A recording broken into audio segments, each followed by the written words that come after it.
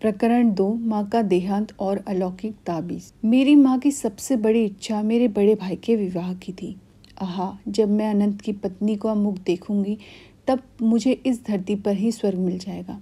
इन शब्दों में माँ को अपने वंश को आगे बढ़ाने की प्रबल भारतीय भावना व्यक्त करते मैं प्रायः सुनता था। अनंत की सगाई के समय मैं लगभग 11 वर्ष का था। माँ कोलकाता में अत्यंत उल्लास से विवाह की तैयारियों में जुटी हुई थी। केवल पिताजी और मैं ही उत्तरी भारत में स्थित बरेली में अपने घर में रह गए थे, जहां लाहौर में 2 वर्ष रहने के बाद पिताजी का स्थानांतरण हो गया था। इसके पूर्व मैं अपनी 2 बड़ी बहनों रमा और उमा के विवाहों का ठाट बाट देख चुका था, किंतु घर में सबसे बड़ा पुत्र होने के नाते अनंत के विवाह की तैयारियां तो और भी बड़े स्तर पर हो रही थी। माँ प्रतिदिन दूर दूर से कोलकाता पहुंचते सगे संबंधियों की आवभगत करने में व्यस्त थी। माँ ने 50 एमहर्स्ट स्ट्रीट में लिए गए एक नए विशाल घर में उन सबके आराम पूर्वक ठहरने की व्यवस्था की थी।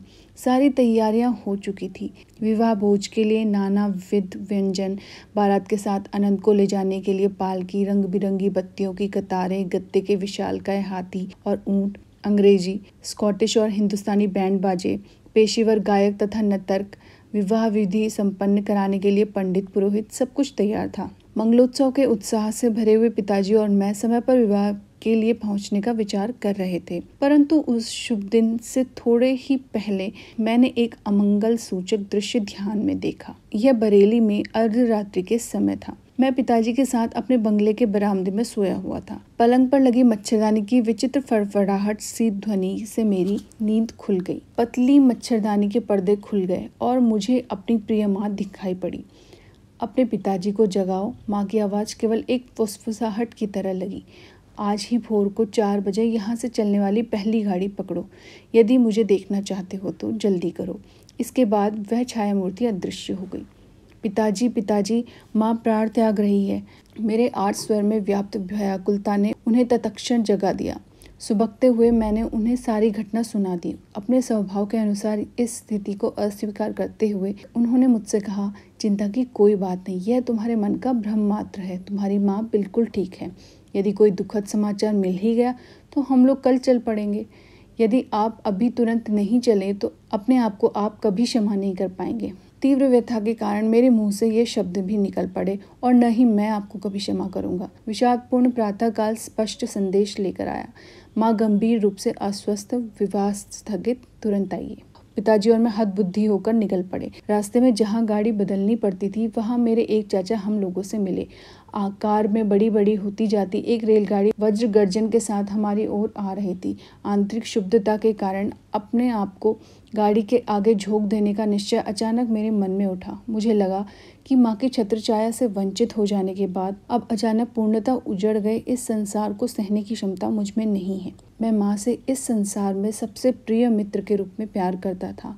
उनके सांत्वनादायक काले नयन बचपन की छोटी छोटी व्यथा वेदनाओं के समय मेरा एकमात्र आश्रय थे। क्या माँ अभी तक जीवित है?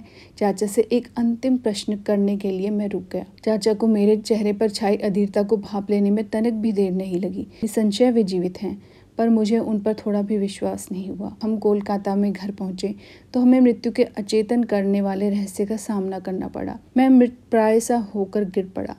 किसी प्रकार की सांत्वना को मेरे हृदय का स्पर्श भी कर पाने के लिए कई वर्ष लग गए। मेरे आर्त पुकारों ने साक्षात स्वर्ग के द्वारों को हिला दिया। आखिर जगजननी को आना ही पड़ा। उनके स्नेह स्निग्ध शब्दों ने मेरे रिश्ते घावों को भर दिया।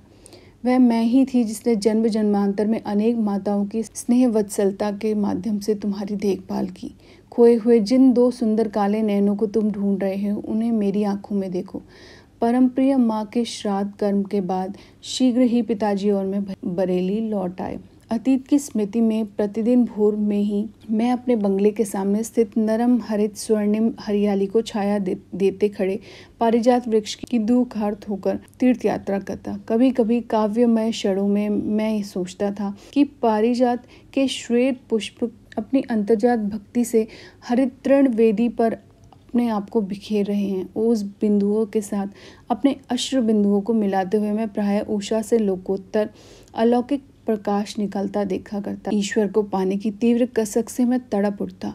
हिमालय चले जाने की प्रबल इच्छा मुझ में जाग उठी। मेरे एक चचेरे भाई हिमालय की पावन पर्वत श्रेणियों की यात्रा कर हमारे यहाँ बरेली आए। योगियों और स्वामियों के उस उच्च पर्वत निवास स्थान की कहानियां मैंने उनसे उत्सुकता पूर्वक सुनी। चलो हिमालय भाग चलें, यह प्रस्ताव एक दिन मैंने बरेली में अपने मकान मालिक के पुत्र द्वारिका प्रसाद के समक्ष रखा, परंतु वह ऐसे विचारों से सहमत नहीं था। उसने मेरे इस विचार से मेरे बड़े भाई को अवगत करा दिया, जो उसी समय पिताजी से मिलने के लिए वहां आए थे। एक छोटे बच्चे की इस अव्यवहारिक योजना को हंसकर टाल देने के बदले अनंत ने मेरा उपहास करने का निश्चय कर लिया। तुम्हारे गेरुए कपड़े कहाँ हैं? उनके बिना तो तुम स्वामी नहीं बन सकते। परंतु उनके इन शब्दों से मैं अबोधगम्य रूप से पुलकित हो उठा। उन शब्दों ने एक स्पष्ट चित्र मेरी दृष्टि के सामने खड़ा कर दिया कि मैं सन्यासी बनकर भारत भ्रमण कर रहा हूँ। शायद उन शब्दों ने किसी पूर्व जन्म की स्मृतियों को जगा दिया था। चाहे जो बात हो, पर मुझे यह तो पता चल गया कि प्राचीन सन्यास परंपरा का गेरुआ वस्त्र मैं अत्यंत स्वाभाविक सहजता के साथ धारण कर सकूंगा। एक दिन द्वारका के साथ बातचीत करते हुए मैंने अनुभव किया कि हिम संकलन के समान प्रचंड वेग से ईश्वर प्रेम की धारा मुझ में उतर रही है। इसके फलस्वरूप शब्दों का जो धारा प्रवाह मुझ में बहने लगा, उसकी ओर द्वारका का तो विशेष ध्यान नहीं था, पर मैं पूरे मन से अपने आप को सुन रहा था। उसी दिन दोपहर को मैं हिमालय की तलहटी में स्थित पहाड़ियों में बसे नैनीताल की ओर भाग गया। अनंत ने भी दृढ़ संकल्प के साथ मेरा पीछा किया और विवश होकर मुझे दुखी अंतःकरण के साथ बरेली वापस आना पड़ा। मुझे केवल एक ही तीर्थ यात्रा करने की अनुमति थी और वह थी प्रतिदिन प्रातः की पारिजात वृक्ष की तीर्थ यात्रा। मेरा हृदय अपनी खोई हुई दोनों माताओं के लिए मुख रुदन करता रहा। एक मानवी माता, दूसरी जगन माता। माँ के स्वर्गवास से परिवार में जो रिक्तता उत्पन्न हो गई वह कभी भरी नहीं जा सकती थी। अपने जीवन के लगभग 40 शेष वर्षों में पिताजी ने दूसरा विवाह नहीं किया। अपने बाल वृंद के माता पिता की कठिन भूमिका उन्होंने स्वयं ही स्वीकार कर ली और इसके निर्वाह में वे हमारे साथ अधिक कोमल हृदय, अधिक मिलनसार बन गए। शांति और सूझबूझ के साथ ही वे विभिन्न पारिवारिक समस्याओं को हल करते। कार्यालय से आने के पश्चात वे किसी विरक्त की भांति अपने कक्ष में चले जाते और आनंदपूर्ण प्रशांति में क्रिया योग का अभ्यास करते। माँ के स्वर्गवास के बहुत समय बाद मैंने ऐसी छोटी छोटी बातों का ध्यान रखने के लिए एक अंग्रेज परिचारिका को रखने का प्रयास किया ताकि पिताजी को कुछ आराम मिल सके, परंतु पिताजी ने सिर हिला हिलाकर अपनी असहमति प्रकट की। तुम्हारी माँ के साथ ही मेरी सेवा का अंत हो गया। आजीवन एक पत्नी परायणता के भाव में उनकी आंखें खो गई। मैं किसी भी अन्य स्त्री की सेवा ग्रहण नहीं करूंगा। माँ के गुजर जाने के 14 महीने बाद मुझे ज्ञात हुआ कि वह मेरे लिए एक महत्वपूर्ण संदेश छोड़ गई हैं। उनके अंतिम समय अनंतदा उनके पास उपस्थित थे और उन्होंने उनके शब्द को लिख लिया था। यद्यपि माँ ने वह संदेश मुझे 1 वर्ष में दिए जाने का निर्देश दिया था, तथापि मेरे भाई ने उसमें विलंब कर दिया था। उन्हें शीघ्र ही माँ द्वारा उनके लिए पसंद की हुई कन्या से विवाह करने के लिए बरेली से कोलकाता प्रस्थान करना था। एक दिन संध्या को उन्होंने मुझे अपने पास बुलाया। मुकुंद, तुम्हें यह विलक्षण समाचार देने में मैं आनाकानी करता रहा। उनके स्वर में विवशतापूर्ण समर्पण था। मुझे भय था कि इससे तुम्हारी गृह त्याग की इच्छा और भड़क उठेगी, परंतु तुम वैसे भी अभी प्रबल ईश्वर प्रेम से ओतप्रोत हो। अभी हाल ही में जब मैं तुम्हें हिमालय जाते हुए रास्ते में से पकड़ लाया, तभी मैंने एक निश्चित संकल्प कर लिया। मुझे किसी भी परिस्थिति में अब अपना पवित्र वचन निभाने में देर नहीं करनी चाहिए। मेरे भाई ने मुझे एक छोटी सी डिबिया दी और माँ का संदेश मुझे सुनाया। माँ ने कहा था, मेरे प्रिय पुत्र मुकुंद, मेरे ये शब्द तुम्हारे लिए मेरा अंतिम आशीर्वाद है। अब वह समय आ गया है कि जब मुझे तुम्हारे जन्म के पश्चात घटी अलौकिक घटनाओं से तुम्हें अवगत करा देना चाहिए। जब तुम मेरी गोद में एक नन्हे से शिशु मात्र थे, तभी मुझे तुम्हारे निहित मार्ग का पता चल गया था। मैं तब तुम्हें वाराणसी में अपने गुरु के घर ले गई थी। वहाँ शिष्यों की भीड़ की ओट में लटपट छिपे हुए मैं ध्यानस्थ लाहिड़ी महाशय को कठिनता से देख पा रही थी। तुम्हें थपकियां देते देते मैं मन ही मन प्रार्थना करती जा रही थी कि गुरुदेव को वहां हमारी उपस्थिति का ज्ञान हो जाए और वे तुम्हें आशीर्वाद दें। जब मेरी मुख भक्ति पूर्वक प्रार्थना तीव्र हो गई तब उन्होंने आंखें खोली और मुझे पास आने का इशारा किया। सभी लोगों ने मुझे रास्ता दिया। मैंने जाकर उन परम पवित्र चरण कमलों में अपना सिर रखा। लाहिड़ी महाशय ने तुम्हें अपनी गोद में ले लिया और आध्यात्मिक दीक्षा के रूप में तुम्हारे ललाट पर अपना हाथ रखा। छोटी माँ, तुम्हारा पुत्र एक योगी होगा, एक आध्यात्मिक इंजन बनकर वह अनेक आत्माओं को ईश्वर के साम्राज्य में ले जाएगा। सर्वज्ञ गुरुदेव ने मेरी गुप्त प्रार्थना स्वीकार कर ली। यह देखकर मेरा हृदय आनंद से नाच उठा। तुम्हारे जन्म के कुछ पहले उन्होंने मुझे बताया था कि तुम उनके ही मार्ग पर चलोगे। मेरे पुत्र, बाद में तुम्हें हुए दिव्य आलोक के दर्शन का मुझे और तुम्हारी बड़ी बहन रमा को भी पता चल गया था, क्योंकि हम दोनों उस वक्त साथ के कमरे में तुम्हें अपनी शैया पर निश्चल बैठा देख रही थी। तुम्हारे छोटे से मुखमंडल पर तेज प्रकट हुआ था। जब तुम भगवान को खोजने के लिए हिमालय जाने की बात कर रहे थे, तब तुम्हारी आवाज में अत्यंत दृढ़ निश्चय ध्वनित हो रहा था। इन सब माध्यमों से मेरे पुत्र, मैं समझ गई थी कि तुम्हारा मार्ग सांसारिक महत्वाकांक्षाओं से दूर है। मेरे जीवन की एक अद्वितीय घटना ने तो इस पर निश्चितता की मुहर लगा दी। वही घटना आज मुझे मृत्युशैया से यह संदेश तुम्हें देने के लिए विवश कर रही है। यह घटना है पंजाब में एक साधु के दर्शन की। जब हमारा परिवार लाहौर में था, तब एक दिन प्रातः काल नौकर मेरे कमरे में आया। मालकिन, एक अजीब साधु द्वार पर आया है, कहता है कि उसे मुकुंद की माँ से ही मिलना है। इन सीधे सरल शब्दों से मेरे भीतर कोई तार झनकृत हो उठा। मैं तुरंत साधु से मिलने बाहर गई। उनके चरणों में प्रणाम करते समय मैं समझ गई कि मेरे सामने कोई सच्चा सिद्ध पुरुष खड़ा है। उन्होंने कहा, माता, महान गुरुजन तुम्हें यह बता देना चाहते हैं कि इस पृथ्वी पर तुम्हारा वास अब अधिक दिन नहीं रहेगा। तुम्हारी अगली बीमारी तुम्हारे लिए अंतिम सिद्ध होगी। इसके पश्चात थोड़ी देर वे मौन रहे। उस मौन के दौरान मैंने कोई भय या संकट नहीं, बल्कि महान शांति अनुभव की। अंततः वह फिर कहने लगे, तुम्हें अपने पास अमानत के रूप में रखने के लिए चांदी का एक ताबीज दिया जाएगा।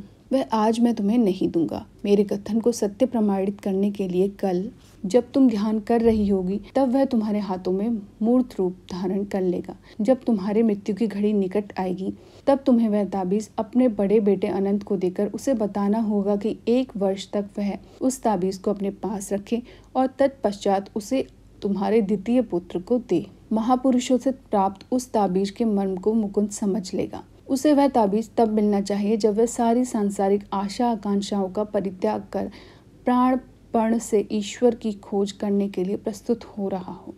जब वह ताबीज कुछ वर्षों तक उसके पास रह चुका होगा और जब उसका उद्देश्य पूरा हो चुका होगा, तब वह अपने आप अदृश्य हो जाएगा। गुप्त से अति गुप्त स्थान में भी वह रखा हो, तब भी वह जहाँ से आया था वहीं वापस चला जाएगा। मैंने उस साधु की भिक्षा अर्पण कर परम भक्ति भाव से नमन किया। भिक्षा ग्रहण न कर मुझे आशीर्वाद देकर वह चले गए। अगले दिन संध्या को जब मैं हाथ जोड़कर ध्यान में बैठी थी, तब चांदी का एक ताबीज मेरी हथेलियों के बीच में प्रकट हो गया। जैसा साधु ने कहा था, उसके शीतल चिकने स्पर्श से मुझे उसके प्रकट होने का ज्ञान हो गया। मैंने 2 वर्षों से अधिक समय तक इसे सावधानी पूर्वक संभाल कर रखा और अब इसे अनंत के पास छोड़े जा रही हूँ।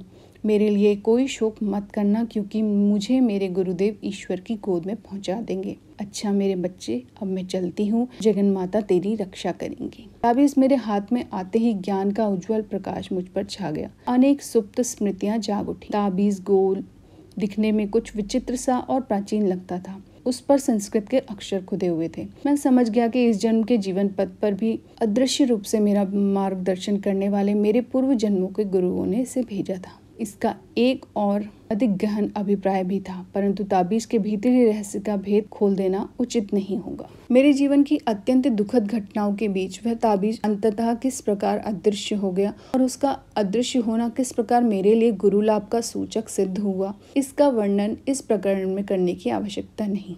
किंतु हिमालय जाने की अपनी चेष्टाओं में बार बार असफल किया गया यह बालक ताबीज के पंखों पर सवार होकर प्रतिदिन दूर दूर तक यात्रा कर लेता था। प्रकरण 2 संपूर्ण।